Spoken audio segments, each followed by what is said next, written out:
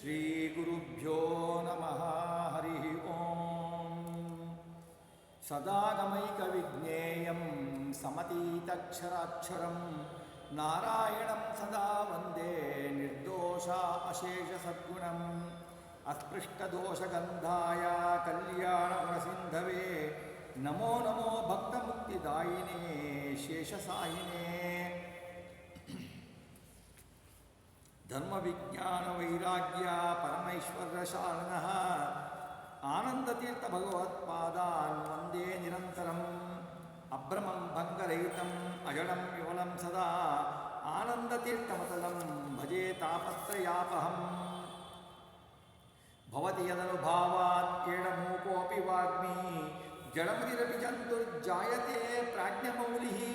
ಸಕಲವಚನಚೇತೋ ದೇವತಾ ಭಾರತೀ ಸಾ ಮಮ ವಚಸಿ ನಿಧತ್ತಾಂ ಸನ್ನಿಧಿಂ ಮಾನಸೇ ಚ. ತಪೋ ವಿದ್ಯಾ ವಿರಕ್ತ್ಯಾದಿ ಸದ್ಗುಣೌಘಾಕರಾನಹಂ ವಾದಿರಾಜಗುರುನ್ ವಂದೇ ಹಯಗ್ರೀವ ಪದಾಶ್ರಯಾಂ. ಪ್ರಣಮತ್ಕಾಮಧೇನುಂಚ ಭಜತ್ಸುರತು ರೂಪಮಂ ಶ್ರೀಭಾವಬೋಧಕುತ್ಪಾದ ಚಿಂತಾಮಣಿ ಉಪಾಸ್ಮಹೇ. ಪೂಜ್ಯಾಯ ರಾಘವೇಂದ್ರಾಯ ಸತ್ಯಧರ್ಮರತಾಯ ಚ ಭಜತಾಂ ಕಲ್ಪವೃಕ್ಷಾಯ ರಮತಾಂ ಕಾಮಧೇನವೇ. ಸತ್ಯಾಭಿಘ್ನಕರಾಜ್ಯೋತ್ತಾಂ ಪಂಚಾಶದ್ವರ್ಷ ಪೂಜಕಾಂ ಸತ್ಯಪ್ರಮೋದತೀರ್ಥಾರ್ಯಾಂ ನೌಮಿ ನ್ಯಾಯಸುಧಾರತಾಂ. ಶ್ರೀ ಸತ್ಯಾತ್ಮಗುರುವೇ ನಮಃ. ವಿದ್ಯಾವಿನಯ ಸಂಪನ್ನಂ ಪ್ರತಿವಾದಿಮತಧ್ವಂಸಿನಂ ವಿಶ್ವಪ್ರಿಯಗುರುನ್ ವಂದೇ ಮದ್ವೇಷಪ್ರಿಯಕಾರಕಂ. ಶ್ರೀ ಗುರುಭ್ಯೋ ನಮಃ. ಹರಿ ಓಂ.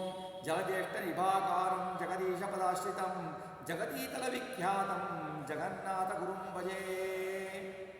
ಶ್ರೀ ಗುರುಭ್ಯೋ ನಮಃ. ಹರಿ ಓಂ. ಹರಿಕಥಾಮೃತಸಾರ ಗುರುಗಳ ಕರುಣದಿಂದಾಪನಿತು ಪೇಳುವೆ ಪರಮ ಭಗವದ್ಭಕ್ತರಿದನಾದರದಿ ಕೇಳುವುದು. ಹರಿಕಥಾಮೃತಸಾರದ ಚಿಂತನೆಯಲ್ಲಿ ಈ ಪ್ರವಚನ ಮಾಲಿಕೆ 2ನೇ ದಿವಸದಲ್ಲಿ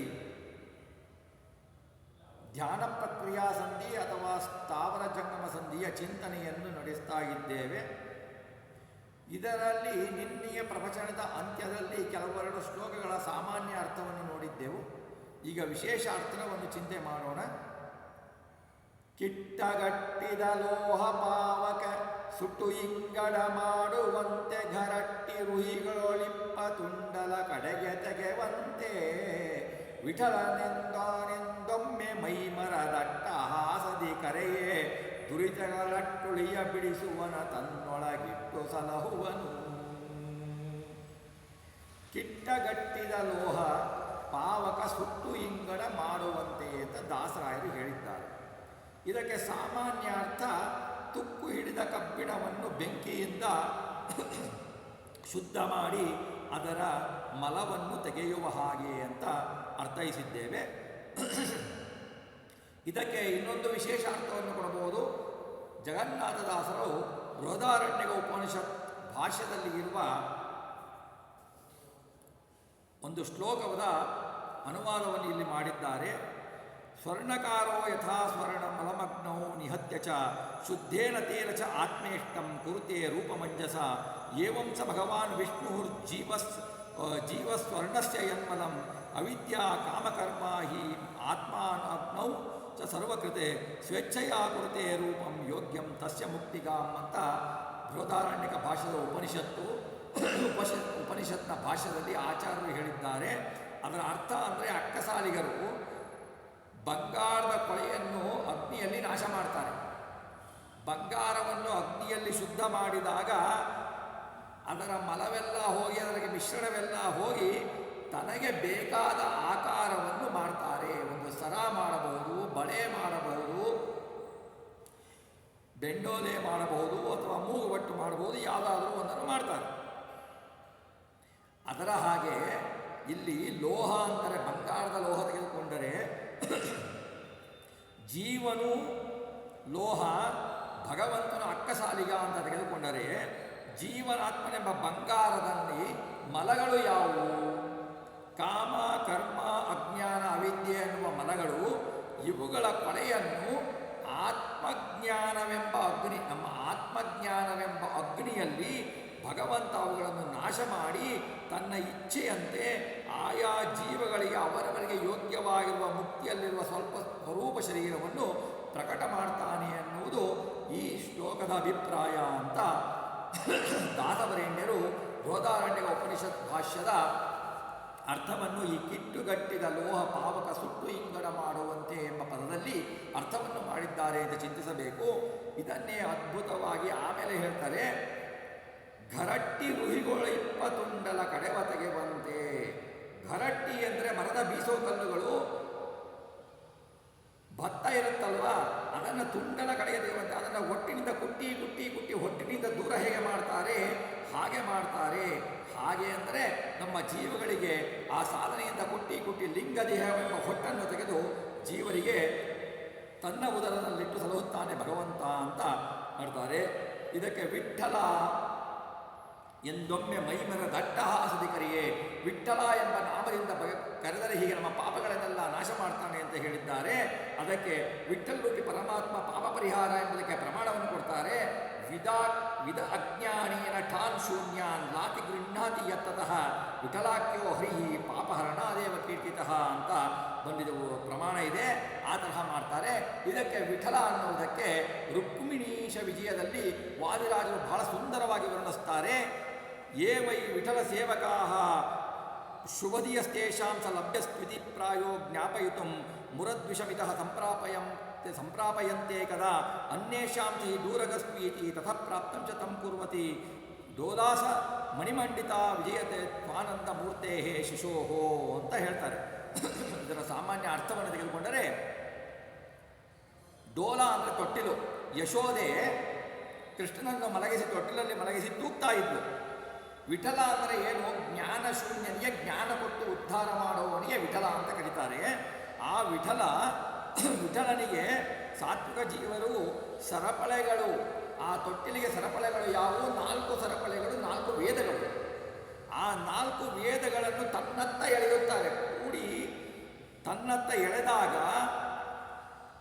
ಆ ಸೇವಕರಿಗೆ ದೇವರು ಸಿಗ್ತಾನೆ. ಆ 4 ಸರಪಳಿಗಳೆಂಬ ವೇದಗಳಿಂದ ಭಗವಂತನನ್ನು ಕರೆದರೆ, ಆ 4 ಸರಪಳಿಗಳನ್ನು ಹಿಡಿದು ತೊಟ್ಟಿಲನ್ನು ತಮ್ಮ ಕಡೆಗೆ ಕರೆದರೆ ತೊಟ್ಟಿಲು ಹೇಗೆ ಬರುತ್ತದೆಯೋ ತೊಟ್ಟಿಲಲ್ಲಿದ್ದ ಭಗವಂತನು ಹಾಗೆ ಅವರ ಹತ್ತಿರ ಬರ್ತಾನೆ. ಅಂದರೆ ವೇದಗಳ ಮೂಲಕ, ವೇದದ ಜ್ಞಾನದ ಮೂಲಕ, ವೇದಗಳಿಗೆ ಅನುಸಾರಿಯಾದ ಗ್ರಂಥಗಳಲ್ಲಿ ಇರುವ ಭಗವಂತನ ಮಹಿಮೋಪಾದವನ್ನು ತಿಳಿದುಕೊಂಡು ಅದರ ಮೂಲಕ ಭಗವಂತನನ್ನು ಕರೆದರೆ ಭಗವಂತ ನಮ್ಮ ಹತ್ತಿರ ಬರ್ತಾನೆ. ಹಾಗೆ ನಾವು ವೇದಗಳನ್ನು ಓದಿಲ್ಲ, ಭಗವಂತನ ಮಹಿಮೋಪಾದ ಗ್ರಂಥಗಳನ್ನು ಓದಿಲ್ಲ ಅಂತ ಅಂದರೆ ಆ ಸರಪಳಿಗಳನ್ನು ನಾವು ಬಿಟ್ಟ ಹಾಗೆ, ಬಿಟ್ಟರೆ ಭಗವಂತ ನಮ್ಮಿಂದ ದೂರ ಹೋಗ್ತಾನೆ. ಹಾಗೆಯೇ ನಾವು ಕೆಲವೊಂದು ಟೈಮು ಸರಪಳಿಗಳನ್ನು ಬಿಟ್ಟು ವೇದ ಪಾರಾಯಣವನ್ನು ಮಾಡೋದಿಲ್ಲ, ಮತ್ತೆ ಮಾಡ್ತೀವಿ. ಆದರೂ ಭಗವಂತ ನಮ್ಮ ಅಪರಾಧವನ್ನು ಮನ್ನಿಸಿ ನಮ್ಮ ಬಳಿಗೆ ಬರ್ತಾನೆ ಎನ್ನುವುದ ಒಂದು ತಾತ್ಪರ್ಯವನ್ನು ಶಾಸ್ತ್ರೋಕ್ತವಾಗಿ ವಾದಿರಾಜರು ಬಹಳ ಅದ್ಭುತವಾಗಿ ವರ್ಣಿಸಿದ್ದಾರೆ. ಇನ್ನೊಂದು ವರ್ಣಿಸಿದ್ದಾರೆ, 4 ಸರಪಳಿಗಳು ಅಂದರೆ 4 ಪುರುಷಾರ್ಥಗಳು. ಪುರುಷಾರ್ಥಗಳನ್ನು 4 ಸರಪಳಿಗಳನ್ನು ಒಟ್ಟಿಗೆ ಹಿಡಿದು ಎಳೆದು ಹೋಗ್ತಾರೆ. ಒಟ್ಟಿಗೆ 4 ಸರಪಳಿಗಳನ್ನು ಹಿಡಿದು ಎಳೆದರೆ ಏನಾಗುತ್ತೆ ಅಂದರೆ ಆ ತೊಟ್ಟು ದೂರ ಹೋಗುತ್ತೆ. ದೂರ ಹೋಯಿತು ಅಂದರೆ ವಿಷಯ ಪದಾರ್ಥಗಳನ್ನು ಹಿಡಿದು ಎಳೆದರೆ ತೊಟ್ಟಿಲು ದೂರ ಹೋಗುತ್ತೆ. ಅಂದರೆ ದೇವರು ದೂರ ಹೋಗ್ತಾನೆ. ವಿಷಯ ಪದಾರ್ಥಗಳು ಬೇಕು ಅಂತ ವಿಷಯ ಪದಾರ್ಥಗಳನ್ನು ನಮ್ಮನೆಗೆ ಎಳೆದರೆ ದೇವರು ದೂರ ಹೋಗ್ತಾನೆ, ತೊಟ್ಟಲ್ಲಿರುವ ಮಗು ದೂರ ಹೋದಂತೆ.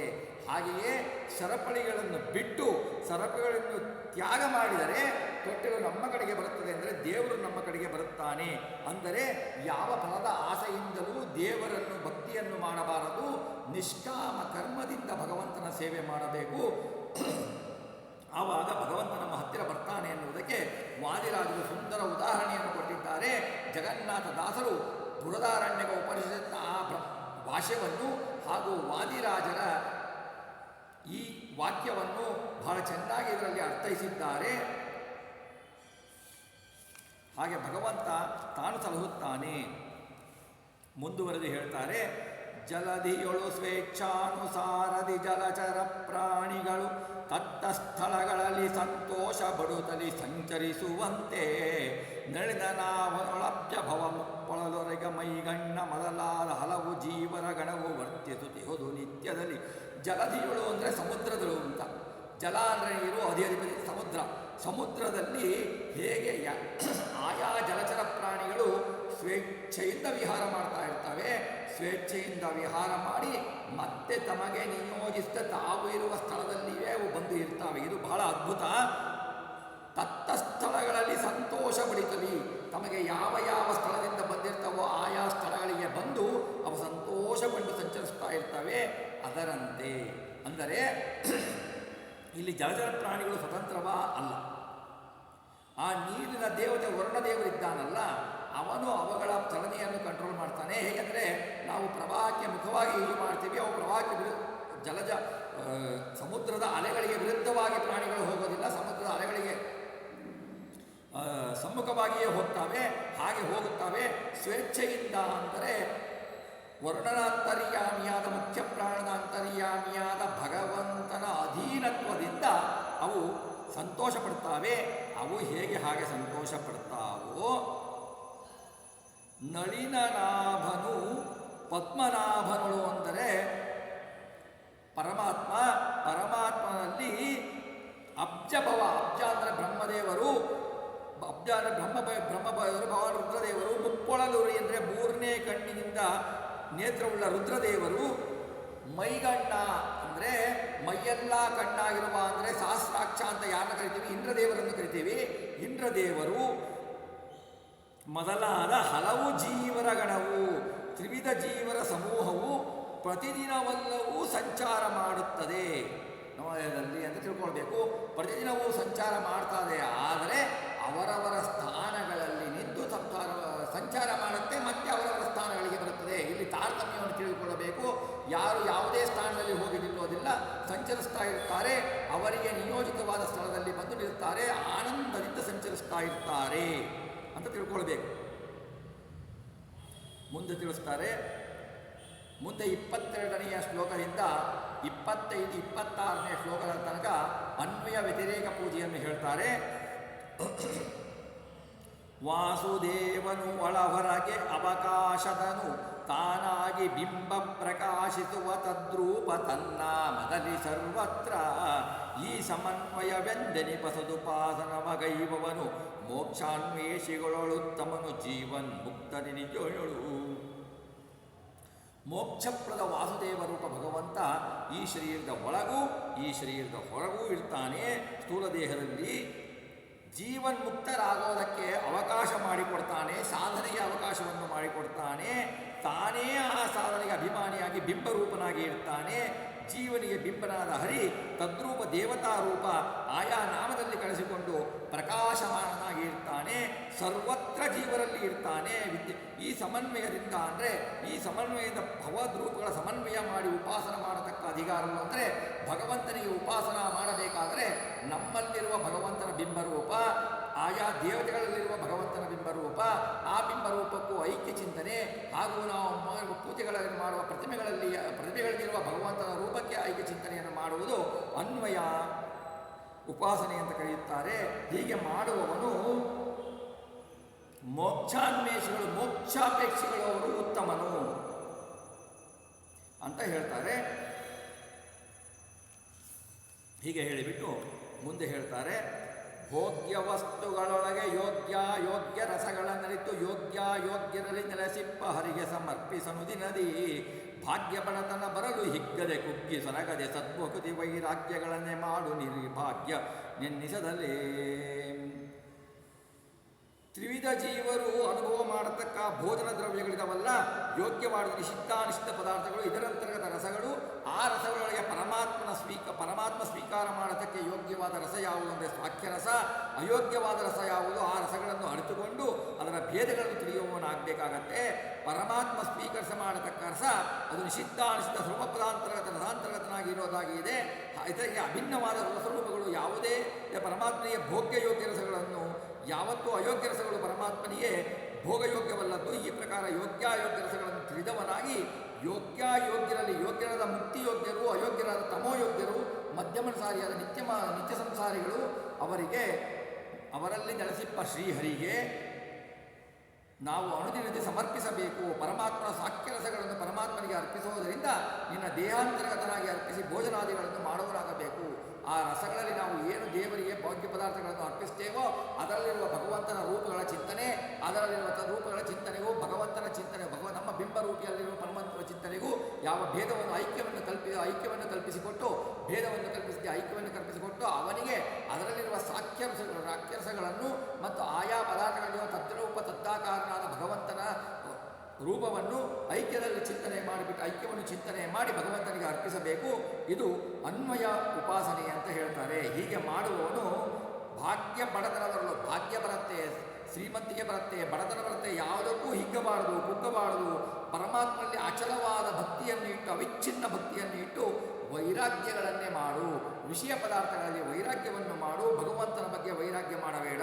ನೀ ನಿರ್ಭಾಗ್ಯ, ನಿನ್ನೆ ಎಂಥ ನಾನು ನಿರ್ಭಾಗ್ಯ ಅಂತ ಎಣಿಸಿಕೊಳ್ಳಬೇಡ. ಏನಂದರೆ ಅಹಂನನ್ನು ತ್ಯಜಿಸಿಬಿಟ್ಟು, ಮಮಕಾರವನ್ನು ತ್ಯಜಿಸಿಬಿಟ್ಟು ಅವನಲ್ಲಿ ಉಪಾಸನೆ ಮಾಡು ಅಂತ ತಾತ್ಪರ್ಯ. ಮುಂದೆ ವ್ಯತಿರೇಕ ಪೂಜೆಯನ್ನು ಹೇಳ್ತಾರೆ. ಅನ್ವಯ ಪೂಜೆಯನ್ನು ಈಗ ಹೇಳಿದರು, ವ್ಯತಿರೇಕ ಪೂಜೆಯನ್ನು ಹೇಳ್ತಾರೆ. ಸ್ಥಳ ಜಲಾದ್ರಿಗಳಲ್ಲಿ ಜನಿಸುವ ಫಲಸು ಪುಷ್ಪಜ ಗಂಧರಸ ಶ್ರೀ ತುಳಸಿ ಮೊದಲಾದ ಕಿಳ ಪೂಜಾ ಸಾಧನ ಪದಾರ್ಥ ಹಲವು ಬಗೆಯಿಂದರ್ಪಿಸುತ್ತ ಬಾಂಬಳೆಯ ಜನಕಗೆ ನಿತ್ಯ ನಿತ್ಯದಿ ತಿಳಿಯುವುದದು ವ್ಯತಿರೇಕ ಪೂಜೆಗಳೆಂದು ಕೋವಿದರು. ಸ್ಥಳ ಜಲಾದ್ರಿಗಳಲ್ಲಿ ಜನಿಸುವ ಫಲಸು ಪುಷ್ಪಜ. ಸ್ಥಳ ಅಂದರೆ ಭೂಮಿ, ಜಲ ಅಂದರೆ ಉದಕ, ಅದ್ರಿಗಳು ಅಂದರೆ ಪರ್ವತ. ಜಲದಲ್ಲಿ ಅಂದರೆ ಸರೋವರದಲ್ಲಿ ಬೆಳೆಯುವ ಪುಷ್ಪಗಳು, ನದಿಯ ದಡೆಯಲ್ಲಿ ಬೆಳೆಯುವ ಪುಷ್ಪಗಳು, ಫಲಗಳು, ಕಮಲ ಮುಂತಾದ ಪುಷ್ಪಗಳು.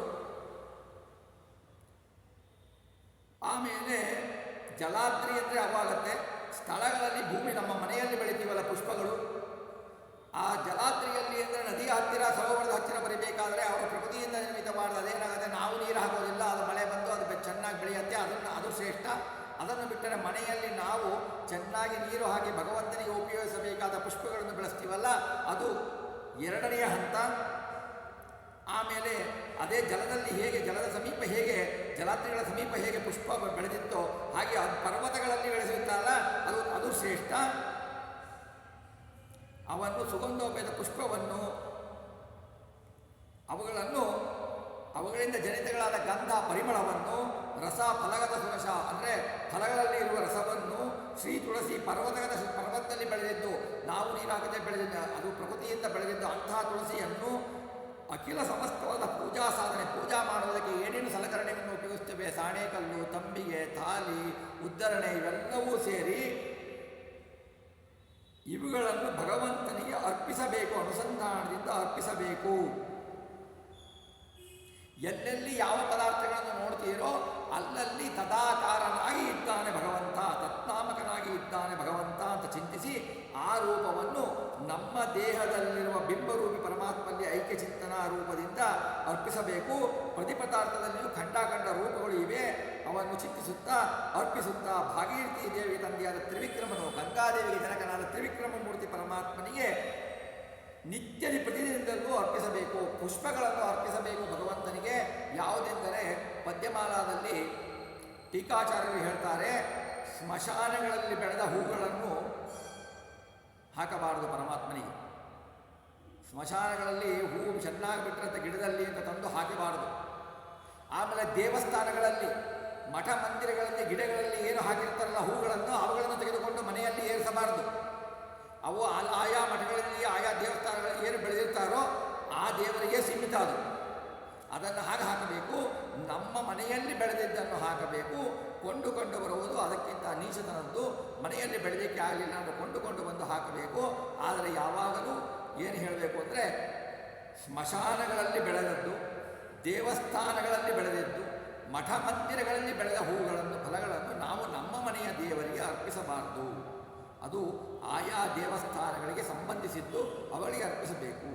ಆಮೇಲೆ ಬೇರೆಯವರ ಮನೆಯಲ್ಲಿ ಬೆಳೆದ ಹೂಗಳನ್ನು, ಹಣ್ಣುಗಳನ್ನು ಅವರಿಗೆ ಹೇಳದೆ ತೆಗೆದುಕೊಂಡು ಬಂದು ನಾವು ನಮ್ಮ ಮನೆಯಲ್ಲಿ ದೇವರಿಗೆ ಅರ್ಪಿಸಬಾರದು, ಅದು ಕಳ್ಳತನ ಮಾಡಿದಂತೆ ದೋಷ ಬರುತ್ತದೆ ಅಂತ ಹೇಳ್ತಾರೆ.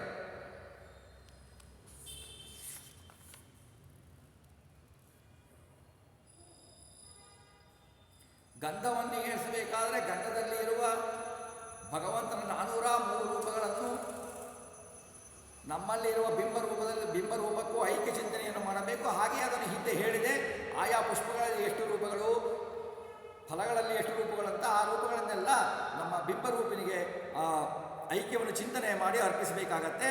ಅದರಲ್ಲಿರುವ ರೂಪಕ್ಕೂ ಮುಂದೆ ಹೇಳ್ತಾರೆ, ಶ್ರೀಕರಣ ಸರ್ವತ್ರದಲ್ಲಿ ಅವಲೋಕಿಸುತ್ತ ಗುಣರೂಪ ಕ್ರಿಯ ವ್ಯತಿರೇಕ ತಿಳಿಯದಲನ್ವಯಿಸು ಬಿಂಬನಲ್ಲಿ ಮರೆಯದಲೇ ಸ್ವೀಕರಿಸುವನು ಕರುಣದಿಂದ ನಿರಾಕರಿಸಿದ ಕೃಪಾಳು ಭಕ್ತರ ಶೋಕಗಳ ಪರಿಹರಿಸಿ ಸುಖವಿತ್ತನ ಭರತ ಪರೇವ. ನಾವು ಏನು ಮಾಡ್ತೀವಿ, ಸರ್ವತ್ರದಲ್ಲಿ ಅವಲೋಕಿಸ್ತಾ, ಶ್ರೀಕರ ಅಂದರೆ ಶ್ರೀರಪತಿ ರಮಾಪತಿಯಾದ ಭಗವಂತನನ್ನು ಎಲ್ಲ ಕಡೆಯಲ್ಲಿ ನೋಡುತ್ತಾ ಗುಣರೂಪ ಕ್ರಿಯೆಗಳಲ್ಲಿ ಅವನು ವ್ಯತಿರೇಕ ತಿಳಿಯದೆ ಅನ್ವಯಿಸು. ವ್ಯತಿರೇಕ ತಿಳಿಯದಲ್ಲಿ ಅನ್ವಯಿಸು ಅಂದರೆ ಸರಾಚರ ವಸ್ತುಗಳಲ್ಲಿ ಯಾವ ಯಾವ ಅಧಿಷ್ಠಾನಗಳಲ್ಲಿ ಭಗವಂತನಿದ್ದಾನೋ ಅವನನ್ನು ನೋಡುತ್ತಾ ಅಂತರ್ಗತ ಭಗವಂತನನ್ನೇ ಮನಸ್ಸು ನೇತ್ರಗಳಲ್ಲಿ ನೋಡುತ್ತಾ ಆಯಾ ಕ್ರಿಯೆಗಳನ್ನು ನೋಡುತ್ತಾ ಪರಮಾತ್ಮನನ್ನು ನೋಡಿಬಿಟ್ಟು ಗುರುಗಳಿಂದ ಲಭ್ಯವಾದ ಪ್ರತಿಮಾ ಪೂಜಾ ಬಾಹ್ಯದಲ್ಲಿ ಮಾಡುತ್ತಾ ಅದರಲ್ಲಿ ದೇಹಾಂತರ್ಗತವಾದ ಬಿಂಬನನ್ನು ನಾವು ಪ್ರತಿಮಾ ಪೂಜೆ ಮಾಡಬೇಕಾದರೆ ಅದರಲ್ಲಿ ನಮ್ಮ ಬಿಂಬರೂಪವನ್ನು ಆವಾಹನ ಮಾಡಬೇಕು. ನಮ್ಮ ಬಿಂಬರೂಪವನ್ನು ಆವಾಹಿತ ಭವ, ಸ್ಥಾಪಿತ ಭವ, ಸನ್ನಿಹಿತ ಭವ ಮುಂತಾದವರಿಂದ ಅದನ್ನು ಆವಾಹನ ಮಾಡಬೇಕು. ಆವಾಹನ ಮಾಡಿಬಿಟ್ಟು ಆ ಬಿಂಬ ಆಹ್ವಾನ ಮಾಡಿಬಿಟ್ಟು ಆಹ್ವಾನ ಕ್ರಮ ಬಿಂಬ ಮಾನುಷ ಯಾವುದೇ ಆಗಿರಲಿ ಅಧಿಕರಣ, ಅದರಲ್ಲಿರುವ ಪರಮಾತ್ಮ ನಮ್ಮಲ್ಲಿರುವ ಬಿಂಬರೂಪಿ ಪರಮಾತ್ಮ ಒಂದೇ ಅಂತ ತಿಳ್ಕೊಳ್ಳಬೇಕು. ಅಧಿಷ್ಠಾನದಲ್ಲಿ ಭೇದ ಇದೆ, ಆದರೆ ಅಧಿಷ್ಠಾನದಲ್ಲಿ ಇರುವ ಪರಮಾತ್ಮನಲ್ಲಿ ಭೇದ ಇಲ್ಲ ಅಂತ ತಿಳ್ಕೊಳ್ಬೇಕು. ಪರಮಾತ್ಮನ ರೂಪಗಳನ್ನು ಪರಮಾತ್ಮನ ಗುಣಗಳಿಗೂ ಪರಮಾತ್ಮನ ಕ್ರಿಯೆಗಳಿಗೂ ಪರಸ್ಪರ ಭೇದ ತಿಳಿಯಬಾರದು. ಯಾಕೆಂದರೆ ಪರಮಾತ್ಮನ ಗುಣಗಳಿಗೂ ಪರಮಾತ್ಮನ ಕ್ರಿಯೆಗಳಿಗೂ ಪರಮಾತ್ಮನ ರೂಪಗಳಿಗೂ ಯಾವ ಭೇದವೂ ಇಲ್ಲ. ಅವನು ಸ್ವಗತ ಭೇದ ವಿವರ್ಜಿತನು. ಆದ್ದರಿಂದ ತಿಳಿದುಕೊಂಡು ಬಿಟ್ಟು ಅತ್ಯಂತ ಅಭೇದಗಳನ್ನು ಚಿಂತಿಸಬೇಕು. ಇದನ್ನು ಮರೆಯದೇನೆ ಭಗವಂತನನ್ನು ಉಪಾಸನೆ ಮಾಡಿದರೆ ಮಾನುಷ ದೇಹ ಧರಿಸಿದಾಗ ಜೀವಾಂತರದ ಜೀವಾಕಾರನಾದ ಅಗ್ರೇಶ ನಾಮಕ ಬಿಂಬರೂಪನು ಪರಮಾತ್ಮನು ಏನು ಮಾಡ್ತಾನೆ, ಆವಾಹನ ಮಾಡಿದಾಗ ಅವನು ನಮ್ಮನ್ನು ಸಲಹುತ್ತಾನೆ ಅಂತ ನಾವು ಚಿಂತನೆ ಮಾಡಬೇಕು. ಅವನು ನಮ್ಮನ್ನು ಲಿಂಗಭಂಗವನ್ನು ಮಾಡಿಬಿಟ್ಟು ರಕ್ಷಿಸ್ತಾನೆ. ಹೀಗೆ ಹೇಳಿಬಿಟ್ಟು ಮುಂದೆ ಹೇಳ್ತಾರೆ ದಾಸವರೆಣ್ಯರು, ಇನಿತು ವ್ಯತಿರೇಕಾನ್ವಯಗಳಿಂದನಿಪ ಪೂಜಾ ವಿಧಿಗಳನ್ನೇ ತಿಳಿದು ಅನಿಮಿಶೇಷನ ತೃಪ್ತಿ ಬಡಿಸುತ್ತಲಿರು ನಿರಂತರದಿ ಘನ ಮಹಿಮ ಕೈಕೊಂಡು ಸ್ಥಿತಿಮೃತಿ ಜನ್ಮಗಳ ಪರಿಹರಿಸಿ ಸೇವಕ ಜನರಲ್ಲಿಟ್ಟಾನಂದ ಬಡಿಸುವ ಭಕ್ತವತ್ಸಲನು.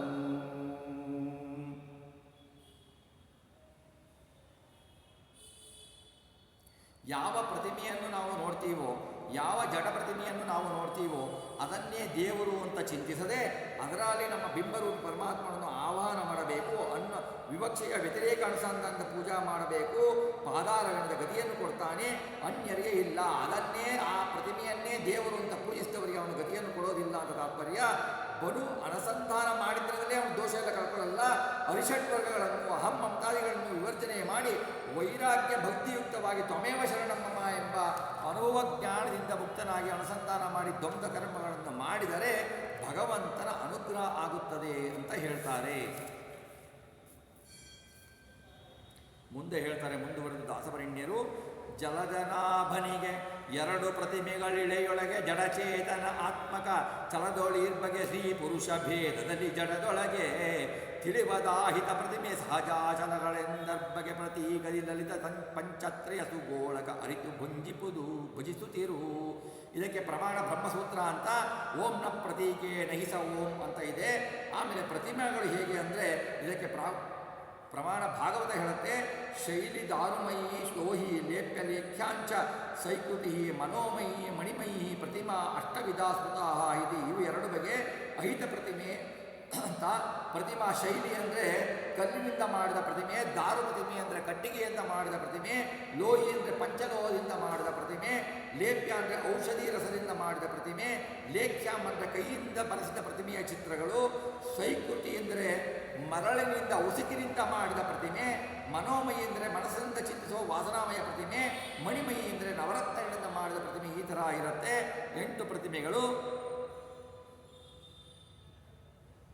ಆಮೇಲೆ ಇವು ಎರಡು ಬಗೆ ಅಹಿತ ಪ್ರತಿಮೆಗಳು ಅಂದರೆ ಪಂಚಲೋಹಾದಿ ಬೆಳ್ಳಿ, ಬಂಗಾರ, ಕಬ್ಬಿಣ, ತಾಮ್ರ, ರಸಗಳಿಂದ ಕೂಡಿದ ಪ್ರತಿಮೆಗಳು ಗೋಳಕಾಕಾರ ಚಿಂತನೆ ಮಾಡಬೇಕು. ಅದರಲ್ಲಿ ಶ್ರೀಹರಿ ಪ್ರತಿಮಾ, ಲಕ್ಷ್ಮೀ ಪ್ರತಿಮಾ ಹಾಗೂ ವಾಯು ಪ್ರತಿಮೆಗಳೆಂಬ ಎರಡು ಗೋಳಗಳ ಚಿಂತನೆ ಮಾಡಬೇಕು. ಅಥವಾ 3 ಗೋಳಗಳಿದ್ದಾವೆ, ಅದರಲ್ಲಿ ಶ್ರೀಹರಿ ಹಾಗೂ ಲಕ್ಷ್ಮಿ, ವಾಯು ಅಥವಾ ಚಿಂತನೆ ಮಾಡಬೇಕು. 2 ಗೋಳಕಗಳು ಅಥವಾ 3 ಗೋಳಕಗಳ ಚಿಂತನೆ ಮಾಡಬೇಕು. ಆಮೇಲೆ ಅನ್ಯ ಪ್ರತಿಮೆಗಳಲ್ಲಿ ರುದ್ರ ಮೊದಲಾದ ಅನ್ಯ ಪ್ರತಿಮೆಗಳಿರುತ್ತಲ್ಲ, ಆ ಪ್ರತಿಮೆಗಳಲ್ಲಿ 5 ಗೋಳಕಗಳ ಚಿಂತನೆ ಮಾಡಬೇಕು. ವಿಶ್ವಕರ್ಮಾಕೃತ ಪ್ರತೀಕ ಇದೆಯಲ್ಲ, ಆ ಪ್ರತೀಕ ಒಂದು ಗೋಳಕ, ರುದ್ರ ಇತ್ಯಾದಿ ಪ್ರತಿಮೆಗಳು ಗೋಳಕ, ವಿಶ್ವವ್ಯಾಪಕ ವಾಯುದೇವರು ಒಂದು ಪ್ರತೀಕ, ಲಕ್ಷ್ಮೀದೇವಿ ಒಂದು ಗೋಳಕ ಹಾಗೂ ಶ್ರೀಹರಿ ಒಂದು ಗೋಳಕ ಅಂತ 5 ಗೋಳಕಗಳು ಬರ್ತವೆ. 5 ಗೋಳಕಗಳ ಚಿಂತನೆಯನ್ನು ಮಾಡಬೇಕು ಅಂತ ಹೇಳ್ತಾರೆ. ಹೀಗೆ ಪೂಜೆ ಮಾಡತಕ್ಕ ಅಧಿಕಾರಿಗಳಿಗೆ ಅತ್ಯಂತ ವಶನಾಗಿ ಪ್ರತ್ಯಕ್ಷನಾಗ್ತಾನೆ ಭಗವಂತ ಅಂತ ಹೇಳ್ತಾರೆ. ಜಡ ಪ್ರತಿಮೆ, ಚಲ ಪ್ರತಿಮೆ. ಭಾಗವತ ಮತ್ತು ಬ್ರಹ್ಮಸೂತ್ರದ ಪ್ರಮಾಣವನ್ನು ಅನುಸರಿಸಿ ದಾಸವರೇಣ್ಯರು ಈ ಶ್ಲೋಕದ ಅರ್ಥವನ್ನು ಹೇಳಿದ್ದಾರೆ. ಮುಂದೆ ಹೇಳ್ತಾರೆ, ವಾರಿಜಾಸನ ವಾಯುವೀಂದ್ರ ಉಮಾರಮಣ ನಾಕೇಶ ಸ್ಮರ ಅಹಂಕಾರಿಕ ಪ್ರಾಣಾದಿಗಳು ಪುರುಷರ ಕಳೇವರದಿ ತೋರಿಕೊಳದ ನಿರುದ್ಧ ದೋಷ ವಿದೂರ ನಾರಾಯಣನ ರೂಪ ಶರೀರ ಮಾನಿಗಳಾಗಿ ಭಜಿಸುತ್ತ ಸುಖವ ಕೊಡಿಸುತ್ತಿಯರು. ಹಾಗೆ ಹೇಳಿದರು. ಈಗ ಏನು ಹೇಳ್ತಾರೆ ಅಂದರೆ ಅವರ ಅಭಿಮಾನಿಗಳ ದೇಹದ ಅಭಿಮಾನಿಗಳ ದೇವತೆಗಳನ್ನು ಹೇಳ್ತಾರೆ. ವಾರಿಜಾಸನ ಬ್ರಹ್ಮದೇವರು, ವಾಯುದೇವರು, ಗರುಡದೇವರು, ಉಮಾರಮಣ ರುದ್ರದೇವರು, ನಾಕೇಶಾಂತ ಸ್ವರ್ಗಗಳಿಗೆ ಈಶ ಇಂದ್ರದೇವರು, ಅಹಂಕಾರಿಕ ಪ್ರಾಣ ಇವರು ಪುರುಷರ ಕಳೆಯವರದಿ ಎಂದರೆ ಪುರುಷರ ಅಂದರೆ ಪುರುಷರ ದೇಹದಲ್ಲಿ ತೋರಿಕೊಳ್ಳದೆ ತಾವು ಪರಮಾತ್ಮನ ಸೇವೆಯನ್ನು ಮಾಡ್ತಾರೆ. ಪರಮಾತ್ಮನ ಸೇವೆಯನ್ನು ಮಾಡಿ ಭಜಿಸುತ್ತಾ ಸುಖವನ್ನು ನಮಗೆ ಕೊಡ್ತಾರೆ. ಅವರು ತಾವು ಈ ಕರ್ಮಗಳನ್ನು ಮಾಡಿದ್ದೇವೆ ಅಂತ ಎಂದೂ ತೋರಿಸಿಕೊಳ್ಳೋದಿಲ್ಲ. ನಮಗೆ ಅದು ಗೊತ್ತಾಗುವುದಿಲ್ಲ. ಶರೀರದಲ್ಲಿ ನಿಂತು ಅಭಿಮಾನಿಗಳು ಏನೇನು ಕಾರ್ಯಗಳನ್ನು ಮಾಡುತ್ತಾರೆ ಎನ್ನುವುದು ನಮಗೆ ಗೋಚರ ಆಗೋದಿಲ್ಲ.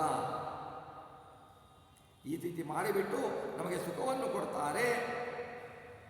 ಆಮೇಲೆ ಮುಂದೆ ಸ್ತ್ರೀಯರಲ್ಲಿ ಹೇಳ್ತಾರೆ, ಸಿರಿ ಸರಸ್ವತಿ ಭಾರತೀ ಸೌಪರುಣಿ ವಾರುಣಿ ಪಾರ್ವತಿ ಮುಖರಿರುತಿ ಹರು ಸ್ತ್ರೀಯರೊಳಗಭಿಮಾನಿಗಳು ತಾವೆನಿಸಿ ಅರುಣವರ್ಣ ನಿಭಂಗ ಶ್ರೀ ಸಂಕರ್ಷಣ ಪ್ರದ್ಯುಮ್ನ ರೂಪಗಳಿರುಳು ಹಗಲು ಉಪಾಸನ ಮಗೈಯುವುದಲೆ ಮೋದಿಪರು. ಇನ್ನು ಸ್ತ್ರೀಯರಲ್ಲಿ ಸಿರಿ ಅಂದರೆ ಪರಮಾತ್ಮನ ಪತ್ನಿ ಲಕ್ಷ್ಮೀದೇವಿ, ಸರಸ್ವತಿ, ಭಾರತಿ, ಸೌಪರ್ಣಿ ಗರುಡನ ಪತ್ನಿ, ವಾರಣಿ ಶೇಷದೇವರ ಪತ್ನಿ, ಪಾರ್ವತಿ ರುದ್ರದೇವರ ಪತ್ನಿ, ಇವರೇ ಮೊದಲಾದ ಸ್ತ್ರೀ ದೇವತೆಗಳು. ಅರುಣವರ್ಣ ಸೂರ್ಯನ ವರ್ಣನಾದ ಪ್ರದ್ಯುಮ್ನ, ಕಾಂತಿಯುಕ್ತವಾದ ಶರೀರವುಳ್ಳ ಪ್ರದ್ಯುಮ್ನ, ಸಂಕರ್ಷಣ ಪೀತವರ್ಣ ಸಂಕರ್ಷಣ ರೂಪಿ ಪರಮಾತ್ಮ, ಕೆಂಪುಚ್ಛಾಯ ಸ್ವರ್ಣವರ್ಣ ಪ್ರದ್ಯುಮ್ನ ನಾಮಕ ಪರಮಾತ್ಮ, ಈ ಸ್ತ್ರೀರೂಪಗಳನ್ನು ಧರಿಸ್ತಾರೆ. ಸ್ತ್ರೀಯರಲ್ಲಿ ತಾವು ಈ ದೇವತೆಗಳು ಏನು ಮಾಡ್ತಾರೆ, ಅಭಿಮಾನಿಗಳು ಅಂತ ಎಣಿಸಿಕೊಂಡು ಬಿಟ್ಟು ಅವರೇನು ಮಾಡ್ತಾರೆ, ಸಂಕರ್ಷಣ ಪ್ರದ್ಯುಮ್ನರನ್ನು ರಾತ್ರಿ ಹಗಲು ಉಪಾಸನೆಗೈತಾರೆ. ಆ ಸ್ತ್ರೀ ರೂಪದ ಅಭಿಮಾನಿ ದೇವತೆಗಳು ಏನು ನಮ್ಮ ದೇಹದಲ್ಲಿ ಉಪಾಸನೆಗೈತಾರೋ ಅದು ನಮಗೆ ಗೋಚರಿಸುವುದಿಲ್ಲ. ಹಾಗೆ ಅವರು ಉಪಾಸನೆಗೈತಾರೆ. ಸ್ತ್ರೀಯಲ್ಲಿ ಸ್ತ್ರೀ ರೂಪದಿಂದ ಪರಮಾತ್ಮ ಇರ್ತಾನೆ, ಪುರುಷರಲ್ಲಿ ಪುರುಷ ರೂಪದಿಂದ ಪರಮಾತ್ಮ ಇರ್ತಾನೆ. ಪರಮಾತ್ಮ ನಪುಂಸಕ ರೂಪವನ್ನು ಧರಿಸುವುದಿಲ್ಲ, ನಪುಂಸಕ ರೂಪ ಅವನಿಗಿಲ್ಲ ಅಂತ ಹೇಳಿಬಿಟ್ಟು ಹೇಳ್ತಾರೆ. ಶಾರದಲ್ಲಿ ನಪುಂಸಕ ಸ್ತ್ರೀ ರೂಪದಲ್ಲಿ ಇರ್ತಾನೆ. ಯಾಕೆಂದರೆ ಅವನ ಸ್ತ್ರೀ ರೂಪವೂ ಅತ್ಯಂತ ಮೋಹಕವೇ.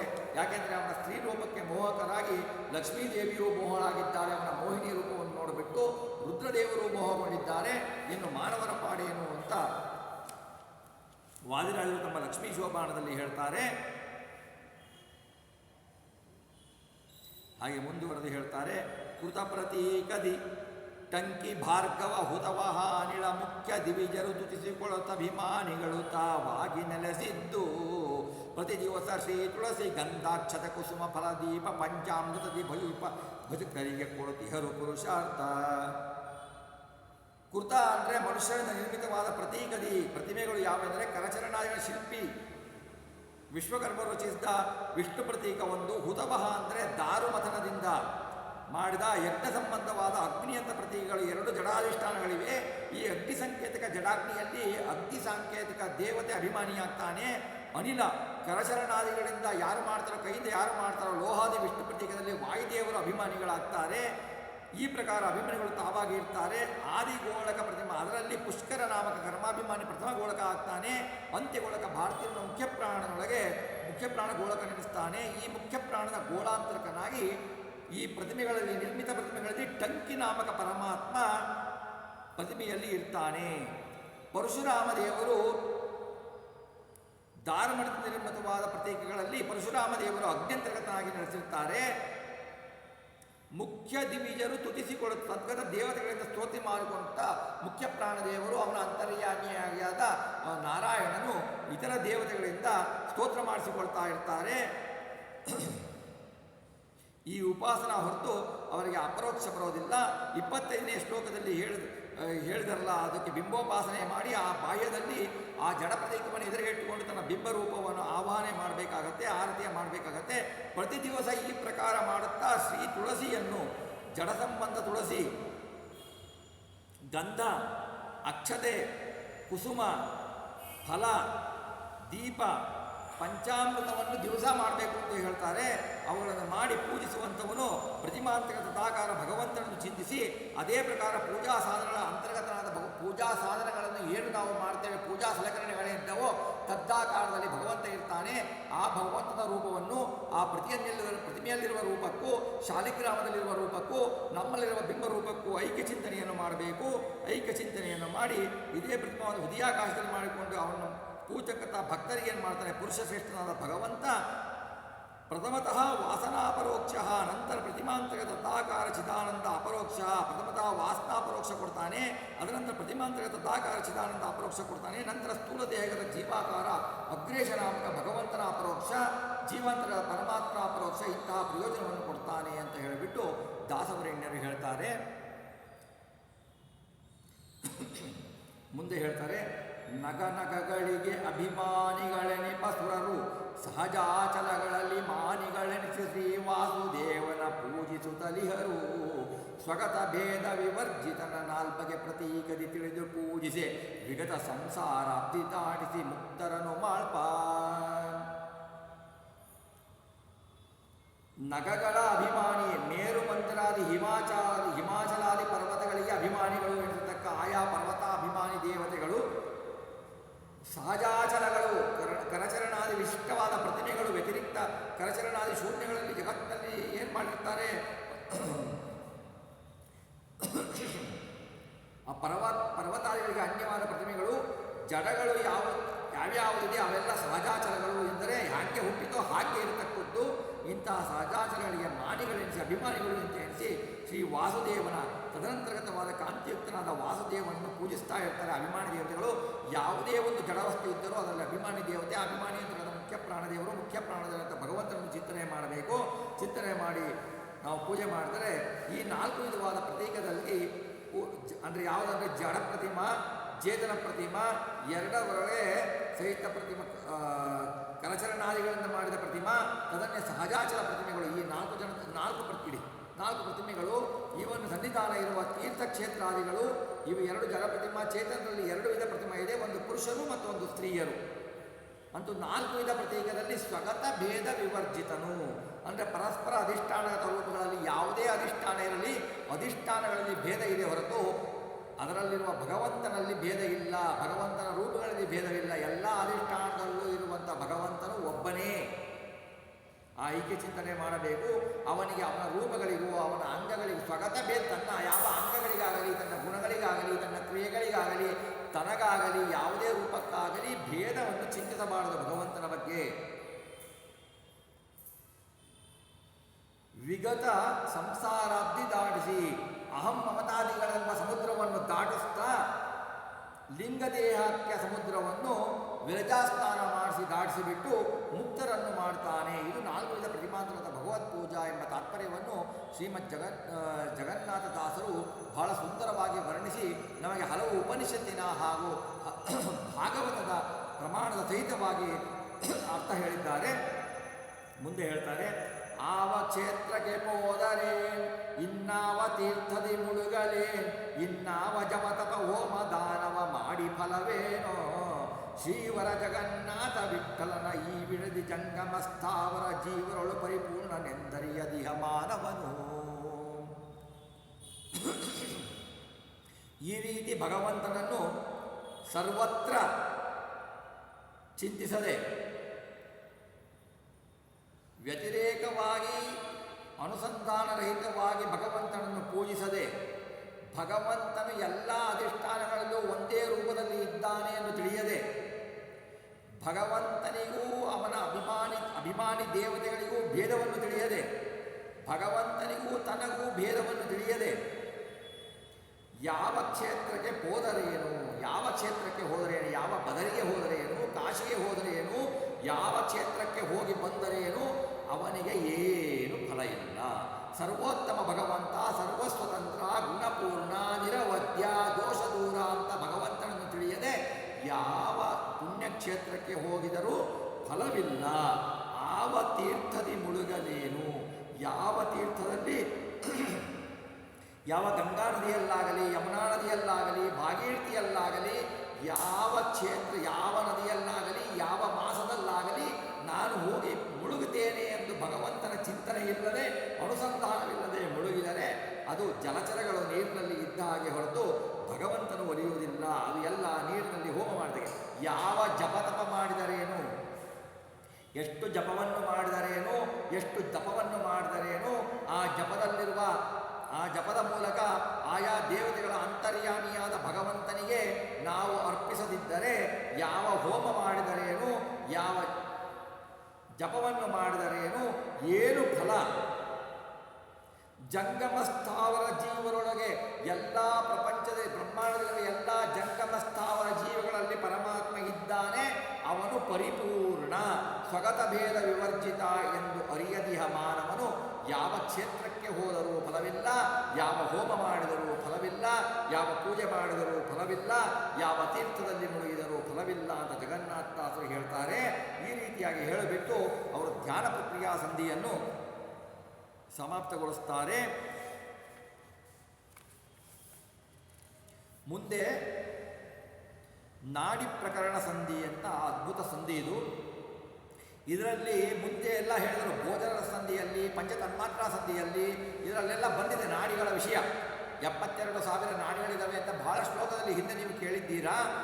ಆ ನಾಡಿಗಳ ವಿವರಣೆಗಳನ್ನು, ಅದರ ಅಂತರ್ಗತ ದೇವತೆಗಳನ್ನು, ಅವು ಎಲ್ಲಿ ಎಲ್ಲಿ ವ್ಯಾಪಿಸಿವೆ ಎಂಬ ವಿಷಯಗಳನ್ನು ಕೆಲವೊಂದು ಶ್ಲೋಕಗಳಲ್ಲಿ ಹೇಳಿ ಮುಂದೆ ಅನ್ಯ ವಿಷಯಗಳನ್ನು ದಾಸವರ್ಣ್ಯರು ಚಿಂತಿಸುತ್ತಾರೆ. ಅದರ ಕೆಲವೆರಡು ಶ್ಲೋಕಗಳನ್ನು ಈ ದಿವಸ ಚಿಂತನೆ ಮಾಡೋಣ. ಹರಿಕಥಾಮೃತ ಸಾರ ಗುರುಗಳ ಕರುಣದಿಂದ ಪನಿತು ಪೇಳುವೆ ಪರಮ ಭಗವದ್ಭಕ್ತರಿದನು ಆದರದಿ ಕೇಳುವುದು. ವಾಸುದೇವನು ಪ್ರಾಣಮುಖ ತತ್ವೇಶರಿಂದಲಿ ಸೇವೆ ಕೈಗೊಳ್ಳುತ್ತೀ ಶರೀರದೊಳಿಪ್ಪ 36,000 ಈ ಸುನಾಡಿಗಳೊಳಗೆ ಶ್ರೀಭೂಮಿ ಸಮೇತ ವಿಹಾರಗೈವ ಪರೇಶ ನಮಲ ಸುಮೂರ್ತಿಗಳ ಚಿಂತಿಸುತ್ತ ಹಿಗ್ಗಿರು.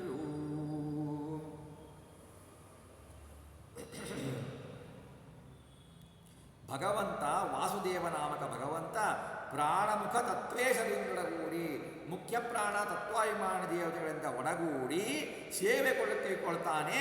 ನಮ್ಮ ಶರೀರದಲ್ಲಿ 36,000 ಸುನಾಡಿಗಳೊಳಗೆ ನಮ್ಮ ದೇಹದಲ್ಲಿರುವ ಬಲಭಾಗದಲ್ಲಿರುವ 32,000 ನಾಡಿಗಳು ಪುರುಷ ನಾಡಿಗಳು ಎನಿಸಿಕೊಳ್ಳುತ್ತವೆ. ಎಡಭಾಗದಲ್ಲಿರುವ 36,000 ನಾಡಿಗಳು ಸ್ತ್ರೀ ನಾಡಿಗಳೆನಿಸಿಕೊಳ್ಳುತ್ತವೆ. 72,000 ನಾಡಿಗಳಲ್ಲಿ ಭಗವಂತನು ತಾನು ವ್ಯಾಪಿಸಿರ್ತಾನೆ. ಅನ್ಯ ದೇವತೆಗಳು ಮುಖ್ಯ ಪ್ರಾಣದ ದ್ವಾರ ಅನ್ಯ ದೇವತೆಗಳ ಸೇವೆಯನ್ನು ಭಗವಂತ ಮಾಡಿಸಿಕೊಳ್ತಾ ಇರ್ತಾನೆ. ಹೇಗೆ ಮಾಡಿಸ್ತಾ ಇರ್ತಾನೆ? ಶ್ರೀಭೂ ಸಮೇತ ವಿಹಾರಗೈತಾ ಇರ್ತಾನೆ ಅಂತ ಹೇಳಿಬಿಟ್ಟು ಅದನ್ನು ಚಿಂತಿಸು ಅಂತ ಹೇಳ್ತಾರೆ. ಇದನ್ನು ಭೋಜನ ರಸ ವಿಭಾಗ ಸಂಧಿಯಲ್ಲಿ 4 ಶ್ಲೋಕ ಬಂದಿದೆ. ಆಮೇಲೆ ಮುಂದಿನ ಪಂಚತನ್ಮಾತ್ರೆಯ ಶ್ಲೋಕದಲ್ಲೂ ಇದರ ವಿವರಣೆಗಳು ಬಂದಿವೆ.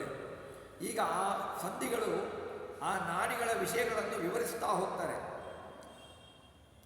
ಚರಣಗಳೊಳಿಹ ನಾಡಿಗಳು 12,000 ಮಧ್ಯದೇಹದೊಳು ಋತಿಯವು 14 ಬಾಹುಗಳೊಳಗೆ 2 ಶಿರದೊಳಾರು ಚಿಂತಿಸಿ ಇರುಳು ಹಗಲಭಿಮಾನಿ ದಿವಿಜನರೈತು ಉಪಾಸನೆ ಗೈಬರಿಳೆಯಳು ಸ್ವರ್ಗವಾಸಿಗಳು.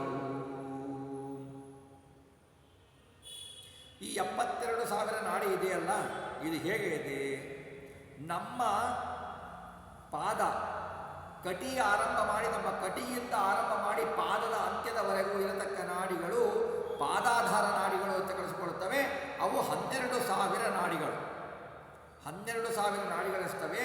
ಮಧ್ಯ ದೇಹದಲ್ಲಿ ಕಂಠದಿಂದ ಆರಂಭ ಮಾಡಿ ನಮ್ಮ ಕಡಿಯ ತನಕ ಇರುವ ಮಧ್ಯಭಾಗದಲ್ಲಿ ತನಕ 14,000 ನಾಡಿಗಳಿರ್ತವೆ. ಬಾಹುಗಳೊಳಗೆ ಭುಜ ಆರಂಭ ಮಾಡಿ ಹಸ್ತದ ಪರ್ಯಂತ ಕೈಯಲ್ಲಿ 2,000 4,000 ನಾಡಿಗಳಿದ್ದಾವೆ. ಈ 2,000 4,000 ನಾಡಿಗಳಿದ್ದಾವೆ. ನಮ್ಮ ಶಿರಸ್ಸಿನ ಒಳಗೆ 6,000 ನಾಡಿಗಳಿದ್ದಾವೆ. ಅಂದರೆ ಎಷ್ಟಾಯಿತು? 36,000 ಆಯಿತು. 36,000 ನಾಡಿಗಳು ಬಲದಲ್ಲಿ, 36,000 ನಾಡಿಗಳು ಎಡಭಾಗದಲ್ಲಿ, ಅಲ್ಲಿಗೆ 72,000 ನಾಡಿಗಳಲ್ಲಿ ಭಗವಂತ ವ್ಯಾಪಿಸಿರ್ತಾನೆ ದೇಹದಲ್ಲಿ ಎಂದು ಚಿಂತಿಸಬೇಕು. ಅದರಲ್ಲಿ ಹಗಲಿನ ನಾಡಿಗಳು ಬಲಭಾಗದಲ್ಲಿರುವ 36,000 ನಾಡಿಗಳು ಹಗಲುಗಳು, ಎಡಗಡೆ ಇರುವ ನಾಡಿಗಳಿದೆಯಲ್ಲ ಅದರಲ್ಲಿ ಹಗಲು ಅಭಿಮಾನಿಗಳು, ಅದಕ್ಕೆ ಹಗಲು ಅಭಿಮಾನಿ ದೇವತೆಗಳು ಬಲಗಡೆ ನಾಡಿಗಳಲ್ಲಿ, ಆಮೇಲೆ ರಾತ್ರಿ ಅಭಿಮಾನಿ ದೇವತೆಗಳು ಎಡದಲ್ಲಿರುವ ಎಡಭಾಗದಲ್ಲಿರುವ 36,000 ನಾಡಿಗಳಲ್ಲಿ ರಾತ್ರಿ ದೇವತೆಗಳು ಅಭಿಮಾನಿ ದೇವತೆಗಳಾಗಿರ್ತಾರೆ. ಹೀಗೆ ತಿಳಿದು ಉಪಾಸನೆಗೊಯ್ಯಬೇಕು. ಮುಖ್ಯ ಪ್ರಾಣದ ಅಂತರ್ಗತ ಈ ವಾಸುದೇವನ ಉಪಾಸನೆ ಮಾಡತಕ್ಕವರು ಭೂಮಿಯೊಳಗೆ ಸ್ವರ್ಗವಾಸಿಗಳು ಅಂತ ಹೇಳ್ತಾರೆ. ಈ ಚಿಂತನೆಯನ್ನು ನಾವು ಮಾಡಬೇಕಾಗತ್ತೆ. ನಾವು ಮಾಡಬೇಕಾದ್ರೆ ನೋಡಿ, ಭಗವಂತನಲ್ಲಿ ನಮ್ಮಲ್ಲಿ ದೇಹದಲ್ಲಿ ನಮ್ಮ 5ನೇ ತಿಂಗಳಲ್ಲಿ ಉದರದಲ್ಲಿ ಇದ್ದಾಗ 5ನೇ ತಿಂಗಳಿಂದ ನಾಡಿ ಉತ್ಪನ್ನ ಆಗ್ತಾ ಹೋಗುತ್ತೆ. ವಾಸುದೇವ 5 ರೂಪದಿಂದ ಬರ್ತಾನೆ. ವಾಸುದೇವ ಪಾದದಿಂದ ವಾಸುದೇವ ಏನು ಮಾಡ್ತಾನೆ, ಪಾದದಲ್ಲಿ ಬರಬೇಕಾದ್ರೆ ಅನಿರುದ್ಧ ದೇವರನ್ನು ನಮ್ಮ ಪಾದದಲ್ಲಿ ಇರಿಸ್ತಾನೆ.